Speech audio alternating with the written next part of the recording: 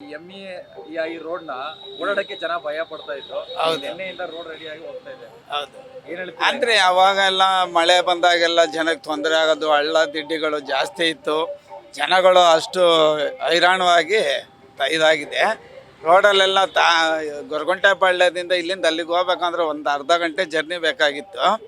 ಇವಾಗ ರೋಡ್ ಮಾಡಿರೋದ್ರಿಂದ ಎಲ್ಲದಕ್ಕೂ ಒಂಥರ ಖುಷಿಯಾಗಿದೆ. ಏನು ಅಂಥದ್ದು ಏನು ತೊಂದರೆ ಇಲ್ಲ. ಮೊದಲು 1.5 ವರ್ಷ ಗತಾಯವಾಗಿ ಹಳ್ಳ ದಿಡ್ಡಿ ಮಳೆ ಬಂದರೆ ತೊಂದರೆ ಜನಕ್ಕೆ. ಯಾವುದೇ ಥರದ್ದು ಏನೇ ಕೆಲಸ ಮಾಡಲಿ ಆ ಮಳೆ ಜನ ಹೈರಾಣ ಆಡ್ತಾಯಿದ್ರು. ಮಳೆಗಳಲ್ಲಿ ಅಷ್ಟು ತೊಂದರೆ ಕೊಡ್ತಾಯಿದ್ರು.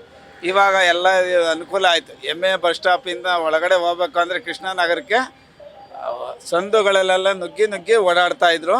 ಅದು 4-5 ವರ್ಷಗಳಿಂದ ಸತತವಾಗಿ ಹಳ್ಳಗಳೇ ಬೀಳ್ತಾಯಿತ್ತು. ಯಾವುದೇ ಥರದ್ದು ಏನೂ ತೊಂದರೆ ಇಲ್ಲದೆ ಇವಾಗ ಚೆನ್ನಾಗಿ ನಡೆದಿರೋದ್ರಿಂದ ಈ ಎಮ್ಮೆ ಬಸ್ ಸ್ಟಾಪು ಜನಕ್ಕೆ ತೊಂದರೆ ಆಗಲಿ, ಸಿಗ್ನಲ್ ಆಗಲಿ ಯಾವುದೇ ಥರ ತೊಂದರೆ ಇಲ್ಲ. ಟ್ರಾಫಿಕ್ ಎಲ್ಲ ಕಮ್ಮಿ ಆಗುತ್ತಂತ ಅಂದ್ರೆ ಕ್ಲಿಯರ್ ಆಗುತ್ತೆ ಅನ್ನೋ ಸರ್ ಇವಾಗ ಒಂದು ಸ್ವಲ್ಪ ಕ್ಲಿಯರ್ ಆಗುತ್ತೆ. ಯಾಕೆ ಅಂತಂದರೆ ಈ ಕಡೆ ರಾಜ್ಕುಮಾರ್ ಸಮಾಧಿ ಕಡೆ ಹೋಗೋ ಜನಕ್ಕೆಲ್ಲ ತೊಂದರೆ ಆಗಲ್ಲ. ಎಲ್ಲ ಒಳ್ಳೆಯದು. ಗೊರಗುಂಟೆ ಪಾಳ್ಯ ಸಿಗ್ನಲ್ ಎಲ್ಲ ಕಮ್ಮಿ ಆಗ್ತಾ ಬರ್ತದೆ. ನಿಮ್ಮ ಹೆಸರು? ಉಮೇಶ್ ಅಂತ. ಮುಂಚೆ ರೋಡ್ ಸರಿ ಇರ್ತಿಲ್ಲ, ಇದು ಸ್ವಲ್ಪ ಎಲ್ಲ ಫುಲ್ ಅಧ್ವಾನ ಆಗಿತ್ತು. ಇವಾಗ ರೋಡ್ ರೆಡಿ ಮಾಡಿದ್ದಾರೆ. ಆ ರೆಡಿ ಮಾಡಿದವರಿಗೆ ತುಂಬ ಥ್ಯಾಂಕ್ಸು. ಮತ್ತು ಇವಾಗೆಲ್ಲ ಟ್ರಾಫಿಕ್ ಕಮ್ಮಿ ಆಗುತ್ತೆ. ರೋಡ್ ಚೆನ್ನಾಗಿದೆ.